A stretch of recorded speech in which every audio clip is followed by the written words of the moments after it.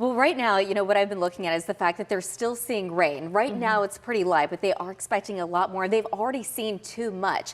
And of course, we've seen rain since Thursday, but this is just the past couple of days. These are some of the estimated rainfall totals from radar. You can see some spots around the hill country seeing 12 inches, over 17 and a half inches of rainfall just in the past couple of days. So you know what this can do, and they're not done. They could actually see anywhere from 2 to 4 inches additional later today.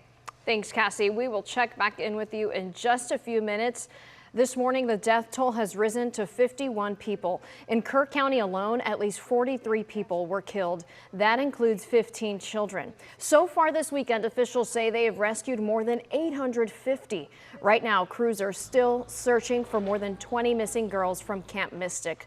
Unfortunately, we're told one of those girls has died. WFAA confirmed 8-year-old Eloise Peck from Dallas died in the flooding.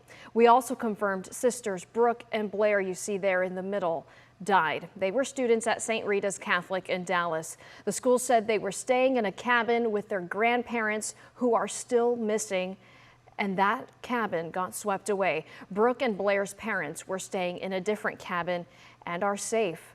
We've also learned the camp director at Mystic, Dick Eastland, died trying to save campers in floodwaters. He's been with the camp since 1974, and he had 4 boys of his own. Our Jobin Puneker joins us now live from the town of Ingram. Jobin, what are you seeing out there this morning? Well, Adriana, every place that we go to, we feel like we have seen the worst. And then we get to a next spot, and it's worse than that. And it's a sad reality as we travel down the Guadalupe River. So we have Kerrville, we have Ingram, we have Hunt, and then we have all the small towns next to it. And like I said, the devastation just gets worse. This is one of the worst spots here in the town of Ingram. We're right across from the high school. There's a bridge here. This is called Cade Loop. This is one of the few spots where people can get to get to the other side of the Guadalupe River. There are some camps on this side. There's some high-end homes on this side. This place was completely shut down yesterday. They made this a priority to clean up.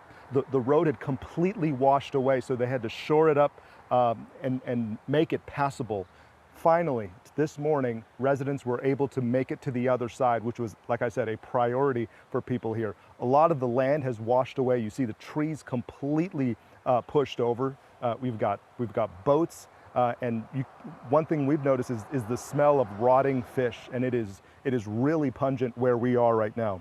Search and rescue efforts will continue today. That means another day of dive teams searching all along the Guadalupe River. That means more DPS helicopters making the rounds. Now, Governor Abbott promised a robust and rapid response. He says everyone who is unaccounted for, and there are many, should be presumed alive. Now, the families we've spoken with say that hope of their loved ones still being alive diminishes by the hour. Now, but some families are just waiting for that phone call from authorities for some confirmation. Now, we spoke with 2 sisters from Kaufman County. That's Tamara and Sarah. Their parents, who live in Hopkins County, James and Cindy Rushing, came to the Guadalupe River to celebrate their 29th anniversary. The sisters found their last location at an RV park. They say that RV park no longer exists. We've given everyone the description we possibly can. And right now, unfortunately, the unknown is the worst thing of anything. We would just rather know where they're at, obviously, but now it's just waiting for someone to call. Now, what that phone call looks like, that's the worst part. We don't know, just like many others.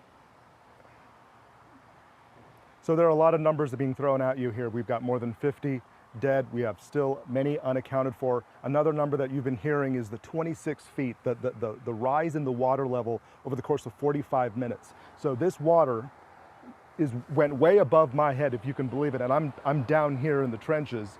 And just to show you just how high it got over the street and over where the high school is. There's debris even on the fence, and it even took down the fence. And the debris goes even further than that. That shows you just how high the water got here, and obviously it's receded, but it's also revealed some of the worst, Adriana. That is overwhelming, and the agony of waiting just must be gut-wrenching. Jobin, you've talked with residents and visitors in the aftermath. What are they saying to you? What are they feeling more than 2 days after this all started? Yeah, I think the operative word is overwhelmed. right? We're more than 2 days in, and the DPS helicopters are still up in the air. The death toll keeps rising. And we have search crews still going in and out, dive teams still in the water. So it is still an active and fluid situation. And then there's, on top of that, so much to clean up. And again, we're still over 48 hours since the event. And we thank you for bringing us up to speed, Jobin. We'll check back in with you soon. In the midst